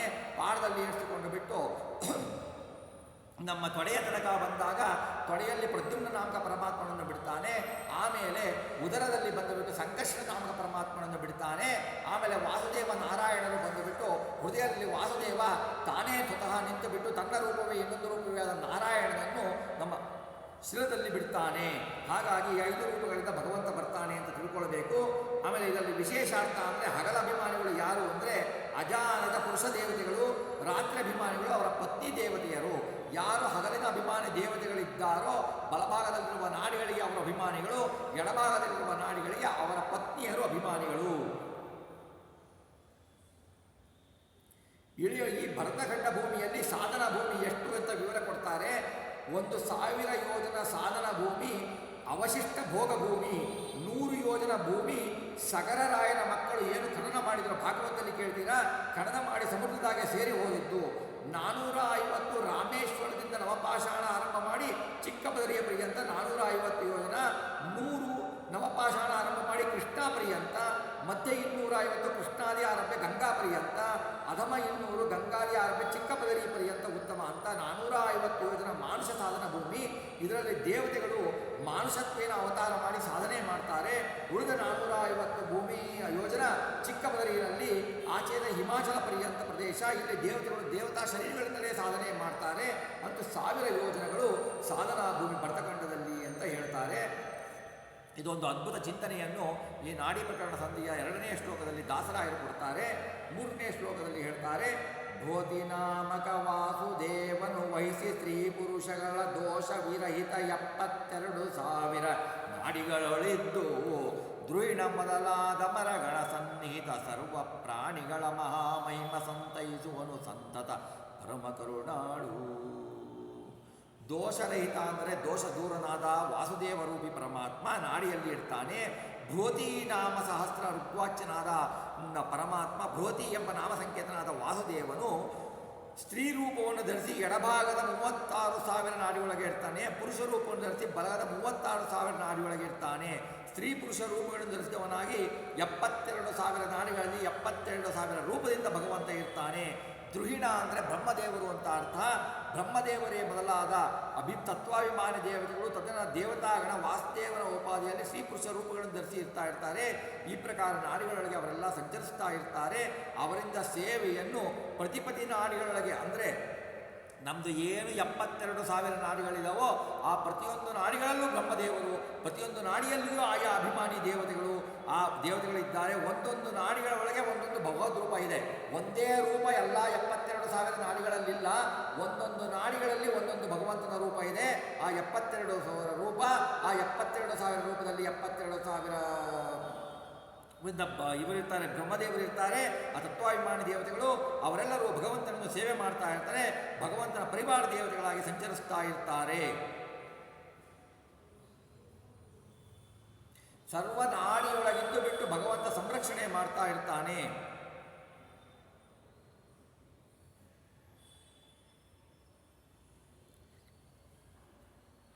ಎಡಭಾಗ ಬಲಭಾಗದಲ್ಲಿ ಹಾಗೆ ಪುರುಷರ ಎಲ್ಲ ಇರ್ತಾರೋ ಎಲ್ಲ ದೇವತೆಗಳ ಎಡಭಾಗ ಬಲಭಾಗದಲ್ಲಿ ಹಾಗೆ ಸ್ತ್ರೀ ಪುರುಷ ದೇಹದಲ್ಲೂ ಇರ್ತಾರೆ ಅಂತ ನಾವು ತಿಳ್ಕೊಳ್ಬೇಕು. ಭಗವಂತನ ಸ್ತ್ರೀ ರೂಪ ಇದೆ, ಭಗವಂತನ ಅತ್ಯಂತ ಸುಂದರ ರೂಪ ಮೋಹಿನಿ ರೂಪವನ್ನು ನಾವು ಸಮುದ್ರ ಮಥನದ ವಿಷಯದಲ್ಲಿ ನೋಡಿದ್ದೇವೆ. ಮೋಹಿನಿ ರೂಪ ಅತ್ಯಂತ ಮೋಹಕ ರೂಪ, ಅದನ್ನು ಕಂಡು ಲಕ್ಷ್ಮಿಯೇ ಬೆರೆಯಾಗಿದ್ದಳು. ಇವನಿಗೆ ನಾನು ಯಾಕೆ ಬೇಕು, ನಾನು ಯಾಕೆ ಪತ್ನಿಯಾಗಿ ಬೇಕು, ಇವನು ಆರಿಸಿದ್ದಾನೆ, ಇಂಥ ಮೋಹಕ ರೂಪ ಭಗವಂತನಿಗೆ ಇದೆ ಅಂತ ಅವಳು ಚಿಂತೆ ಮಾಡಿದ್ಲು. ಅಂತ ಭಗವಂತನ ಅದ್ಭುತ ರೂಪದಿಂದ ನಮ್ಮ ದೇಹದಲ್ಲಿ ಸಂಚರಿಸಿ ನಮ್ಮನ್ನು ರಕ್ಷಣೆ ಮಾಡ್ತಾ ಇರ್ತಾನೆ ಭಗವಂತ ಅಂತ ಮುಂದೆ ಹೇಳ್ತಾರೆ. 100 ವರುಷಕ್ಕೆ ದಿವಸ 36,000 ವಹವು ನಾಡಿ ಶರೀರದೊಳಗೆ ಇರುತಿಹವು ಎಂದರಿತೊಂದು ದಿವಸದಲ್ಲಿ ಸೂರಿಗಳ ಸತ್ಕರಿಸದವ ಪ್ರತಿವಾಸರದಲ್ಲಿ ದಂಪತಿಗಳ ಅರ್ಚನೆ ತಾರಚಿಸಿದವ ಸತ್ಯ ಸಂಶಯ ಇಲ್ಲ ಎಂದೆಂದು. ಮನುಷ್ಯರಿಗೆ ಸಾಮಾನ್ಯ ಆಯುಷು 100 ವರ್ಷ ಅಂತ ತೆಗೆದುಕೊಂಡರೆ ಆ 100 ವರ್ಷಕ್ಕೆ ಆಗತಕ್ಕ ದಿನಗಳು ಅಂದರೆ 36,000. 36,000 ದಿನಗಳು. ಆ ನಾಡಿ ಶರೀರದ ಒಳಗೆ ಸ್ತ್ರೀ ಪುರುಷರಾದ ಮನುಷ್ಯ ಶರೀರದೊಳಗೆ ನಾಡಿಗಳು ಅಷ್ಟೇ 36,000 ಇದ್ದಾವೆ. 36,000 ದಂಪತಿ ಸಂಖ್ಯೆಯ ನಾಡಿಗಳಿದ್ದಾವೆ. 100 ವರ್ಷಕ್ಕೆ 36,000 ಹಗಲು, 36,000 ರಾತ್ರಿಗಳಿದ್ದಾವೆ. ಹಾಗೆ 72,000 ನಾಡಿಗಳಿದ್ದಾವೆ. ಇದೇ ಪ್ರಕಾರ 36,000 ಹಗಲಾಭಿಮಾನಿ ಪುರುಷ ದೇವತೆಗಳು, 36,000 ರಾತ್ರಿ ಅಭಿಮಾನಿ ಸ್ತ್ರೀ ದೇವತೆಗಳ ನಾಡಿಗಳಿದ್ದಾವೆ. ಸ್ತ್ರೀ ದೇವತಾ ನಾಡಿಗಳು ಅಂತ 72,000 ನಾಡಿಗಳು. ಇದರ ವಿವರವನ್ನು ಕೊಡ್ತಾರೆ ಇವರು. ದಂಪತಿ ಸಂಖ್ಯೆಯಿಂದ 36,000 ದಿನಗಳಾಗಿ 100 ವರ್ಷಕ್ಕೆ 36,000 ದಿನಗಳು ಸರಿಯಾಗ್ತವೆ. ಮನುಷ್ಯರ ವ್ಯತಿರಿಕ್ತ ಅನ್ಯ ಜೀವರಲ್ಲಿ ಇಷ್ಟು ನಾಡಿಗಳು ಇಲ್ಲ. ಅಂದರೆ ಮನುಷ್ಯರನ್ನು ಬಿಟ್ಟು ಬೇರೆ ಪ್ರಾಣಿಗಳಲ್ಲಿ, ಅನ್ಯ ಜೀವಿಗಳಲ್ಲಿ ಈ ತರಹ 72,000 ನಾಡಿಗಳು ಇಲ್ಲ. ತಾರತಮ್ಯಾನುಸಾರ ಇರ್ತವೆ ಎಂದು ತಿಳಿಬೇಕು. ಅಂದಾಗೆ ತಿಳಿದುಕೊಂಡವನಾಗಿ ಒಂದು ದಿವಸದಲ್ಲಿ ಸೂರಿಗಳ ಅಂದರೆ ಭಗವದ್ಭಕ್ತರಾದ ಜ್ಞಾನಿಗಳಾಗೆ ಸೂರಿಗಳು ಅಂತ ಕರೀತಾರೆ. ಸೂರಿಗಳು ಅಂತಾರೆ ಜ್ಞಾನಿಗಳು ಅಂತಾರೆ ಸಂಸ್ಕೃತದಲ್ಲಿ. ಸೂರಿಗಳಿಗೆ ಸತ್ಕರಿಸಿದವ, ಯಾರು ಭೋಜನಾದಿಗಳಿಂದ ಉಪಚಾರ ಮಾಡಿಸಿದವನು, ಈ ಪ್ರಕಾರ ಅನುಸಂಧಾನದಿಂದ ಉಪಚಾರ ಪೂಜಾದಿಗಳನ್ನು ಮಾಡಿದವ, 36 ದಂಪತಿಗಳ ಭೋಜನ ಮಾಡಿರ್ತವನಾಗಿ 36,000 ಆಯುರ್ಮಾನ ದಿನಗಳೊಳಗೆ ಪ್ರತಿದಿನಗಳಲ್ಲೂ ಒಂದೊಂದು ದಂಪತಿಗಳ ಒಂದೊಂದು ದಿವಸದಲ್ಲಿ ಭೋಜನದಿಂದ ಅರ್ಚನೆಯನ್ನು ಮಾಡಿದವನಾಗುತ್ತಾನೆ. ನಾವು ಒಂದು ಬ್ರಾಹ್ಮಣನನ್ನು ಕರೆದು ಬಿಟ್ಟು ಅವನನ್ನು ಅರ್ಚನೆ ಮಾಡಿ ಅವನಿಗೆ ಅರ್ಚನೆಯನ್ನು ಮಾಡಿ ನಾವು ಭೋಜನವನ್ನು ಹಾಕಿದರೆ ಆ ನಾಡಿಯಲ್ಲಿರ್ತಾರಲ್ಲ 72,000 ದೇವತೆಗಳು, 72,000 ಪರಮಾತ್ಮ ರೂಪ, ಅವಕ್ಕೆ ನಾವು ಸೇವೆ ಮಾಡಿದ ಹಾಗಾಗಿ ಆ ಅನುಸಂಧಾನ ಇಟ್ಟುಕೊಳ್ಳಬೇಕು. ದಂಪತಿಗಳ ಅರ್ಚನೆ ಮಾಡಬೇಕು. ದಂಪತಿಗಳ ಅರ್ಚನೆಯನ್ನು ಮಾಡಿದರೆ ನಮಗೆ ಆ ಫಲಗಳು ಸಿಗ್ತವೆ ಅಂತ ಹೇಳ್ತಾರೆ. ಹಾಗೆ ಮಾಡಿದವನು ಅಲ್ಪಾಯುಷ್ಯ ಆದರೂ ಕೂಡ ಪೂರ್ಣ ಭಗವತ್ ಸೇವೆ ಮಾಡಿದ ಫಲ ಬರುತ್ತದೆ ಅಂತ ಹೇಳ್ತಾರೆ. ಈ ಅನುಸಂಧಾನ ಪ್ರತಿದಿನವೂ ಒಬ್ಬ ಸೂರ್ಯಗಳನ್ನಾಗಲಿ ಅನೇಕ ಮಂದಿ ಸೂರ್ಯಗಳನ್ನಾಗಲಿ ಉಪಚರಿಸುವ ಅಪಾರ ಬ್ರಾಹ್ಮಣರ ಸತ್ಕಾರ ಮಾಡಿದವನಾಗಿ ಅಂತಹ ಫಲವನ್ನು ಹೊಂದುತ್ತಾನೆ ಅಂತ ದಾಸವರೇಣ್ಯರು ಹೇಳ್ತಾರೆ. ಈ ಆಡಿದ ಮಾತು ಅಮೃತವಲ್ಲ, ಸತ್ಯ, ಎಂದೆಂದಿಗೂ ಸತ್ಯ, ಇದಕ್ಕೆ ಸಂಶಯ ಬೇಡ, ಇಂಥ ಫಲ ಅಧಿಕಾರಿ ಹೊಂತಾನೆ ಎಂಬುದರಲ್ಲಿ ಸಂಶಯ ಇಲ್ಲ ಅಂತ ದಾಸವರೇಣ್ಯರು ಹೇಳ್ತಾರೆ. ಇದು ಹೇಗಿದೆ ಅಂದರೆ ಇದು ದಾಸವರೇಣ್ಯರು ಸುಮ್ಮನೆ ಹೇಳುವುದಿಲ್ಲ, ಇದರ ಐತರೇಯ ಭಾಷ್ಯದಲ್ಲಿ ಇದು ಪ್ರಮಾಣವಾಗಿ ಹೇಳಲ್ಪಟ್ಟಿದೆ ಅಂತ ದಾಸವರೇಣ್ಯರು ಹೇಳ್ತಾರೆ. ಮುಂದೆ ದಾಸವರೇಣ್ಯರು ಹೇಳ್ತಾರೆ, 24 ತತ್ವಗಳು ತತ್ಪತಿಗಳೆನಿಸುವ ಬ್ರಹ್ಮ ಮುಖ ದೇವತೆಗಳನ್ನು ನಿನ್ನ ಪ್ರತಿ ನಾಡಿಗಳೊಳಿರುತ್ತಿದ್ದು 14 ಲೋಕಗಳು ಜೀವ ಪ್ರತಿಗಳ ಸಂರಕ್ಷಿಸುವ ಶಾಶ್ವತನ ತತ್ತ ಸ್ಥಾನದಲ್ಲಿ ನೋಡುತ್ತಲೇ ಮೋದಿಪರು.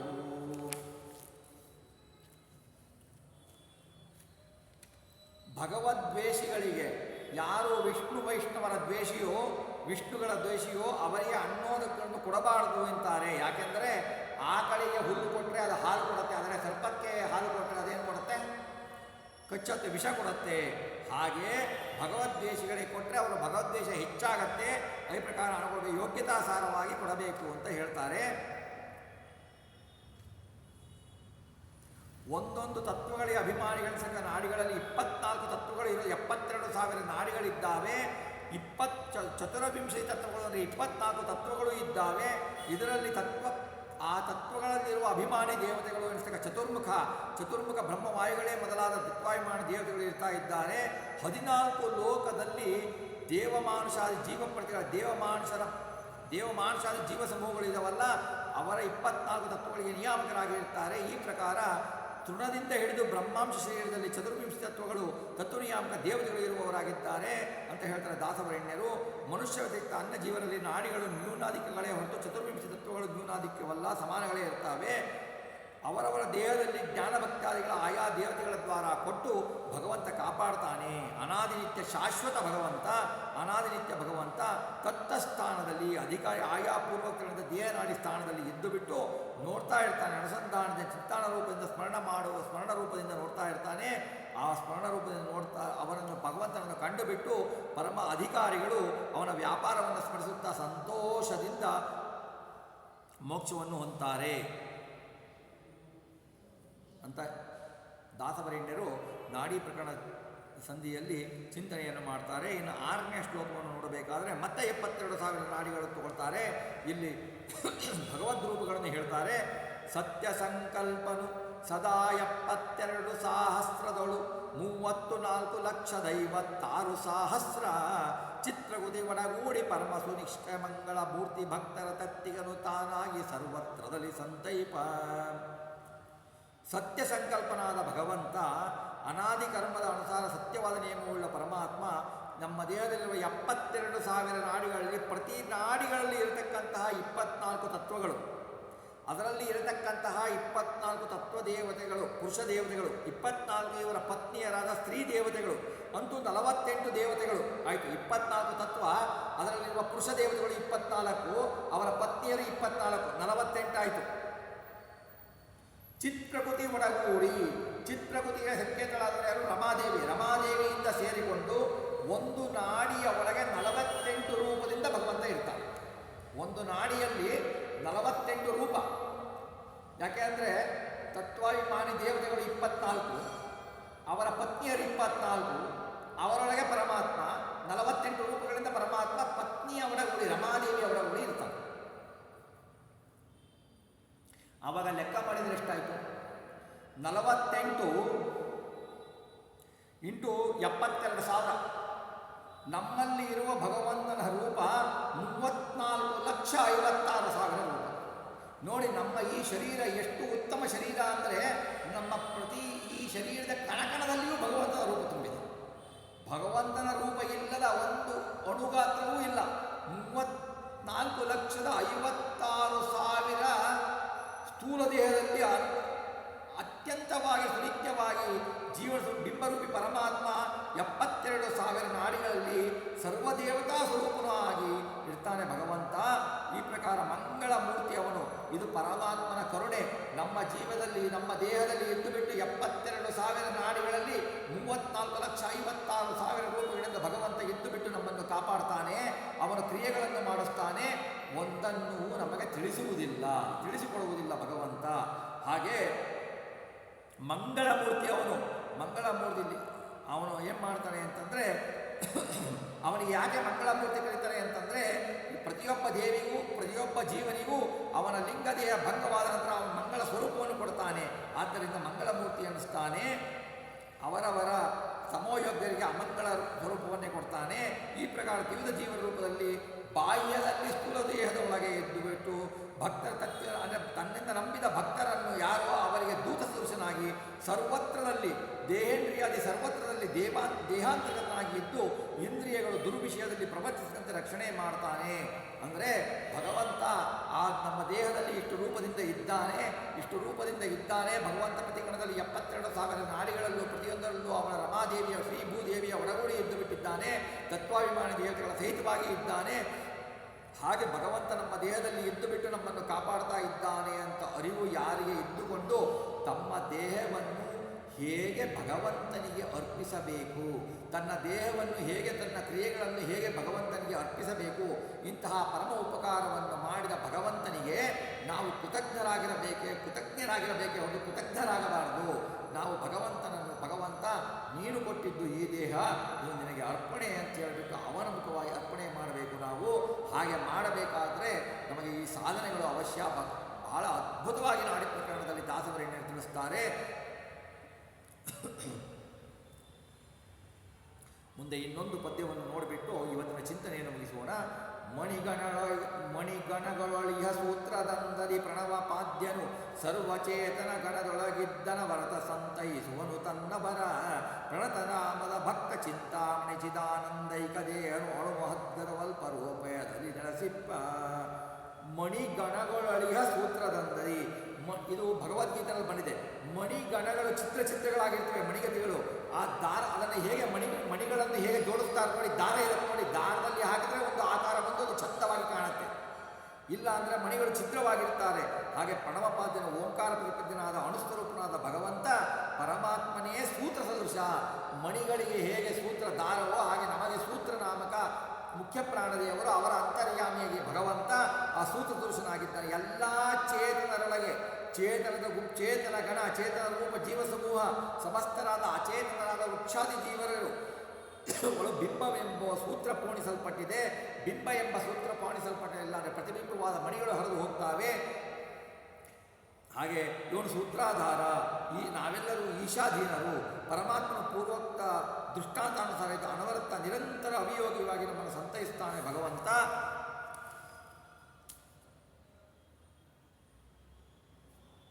ಯಾರಿಗೆ ಅವರಿಗೆ ಈ ರೀತಿ ತಿಳಿದು ಪೂಜೆ ಮಾಡ್ತಾರೋ ಅವರಿಗೆ ತಮ್ಮ ತಮ್ಮ ಯೋಗ್ಯತಾನುಸಾರ ಕಾಮನ ಮಾಡಿದ್ದರನ್ನು ಕೊಡತಕ್ಕವನಾಗ್ತಾನೆ. ಅನ್ಯರಿಗೆ ಇದನ್ನು ಕೊಡೋದಿಲ್ಲ. ಭಕ್ತ ಚಿಂತಾಮಣಿ ಅವನು. ಭಕ್ತರ ಅಭೀಷ್ಟವನ್ನು ಕೊಡುವುದರಲ್ಲಿ ಚಿಂತಾಮಣಿ ಸದೃಶನಾದವನು ಭಗವಂತ. ಅವನು ಒಬ್ಬನಾದ ಪರಮಾತ್ಮನೇ ಹೊರತು ಅನ್ಯರು ಯಾರೂ ಅಲ್ಲ. ಚಿದಾನಂದ ದೇಹ, ಅಸದೃಶವಾದ ಚಿದಾನಂದ ದೇಹವುಳ್ಳವರು ಅಣುಗಳಾದ ಜೀವನಲ್ಲೂ ಮಹತ್ತಾದ ಸ್ಥೂಲ ಶರೀರದಲ್ಲೂ ಇದ್ದವನಾಗಿ ಅಲ್ಪರೂಪ ಎಷ್ಟಾಗ ಸುಶಕ್ತಿ ಮಾಡಿದರೆ ತನ್ನ ಸುಶಕ್ತಿಯನ್ನು ತೋರಿಸೋದಿಲ್ಲ. ಇರುವಿಯಲ್ಲಿ ಅಣುವಿನ ರೂಪದಲ್ಲಿ ಸಣ್ಣ ಆಕಾರದಲ್ಲಿ ಇರ್ತಾನೆ. ಆನೆದಲ್ಲೂ ಆನೆಗಾತ್ರದಲ್ಲಿ ಇರ್ತಾನೆ ಅವನು. ಅಧಿಷ್ಠಾನದ ಜೀವರು ಅಲ್ಪರಾದ್ದರಿಂದ ಅಲ್ಪರಾದ ಜೀವರೋಪಾದಿಯಲ್ಲಿ ತಾನೂ ಅಲ್ಪನಾಗಿಯೇ ತೋರಿಸ್ತಾನೆ. ಅದಕ್ಕೆ ಸ್ಥೂಲ ದೇಹದಲ್ಲಿಯೂ ಹಾಗೆ ತಿಳ್ಕೊಳ್ಬೇಕು. ಅಲ್ಪರೋಪಾದಿಯಲ್ಲಿ ಆವಾಸನೆ ಹೊರತು ಅವನಲ್ಲಿ ರಾಮಕೃಷ್ಣಾದ ಅವತಾರವತ್ತು, ಅಲ್ಪನಲ್ಲಿ ರಾಮಕೃಷ್ಣಾದಿ ಅವತಾರವತ್ತು ಎಂದು ಅರ್ಥ ಮಾಡಿಕೊಳ್ಬೇಕು ನಾವು.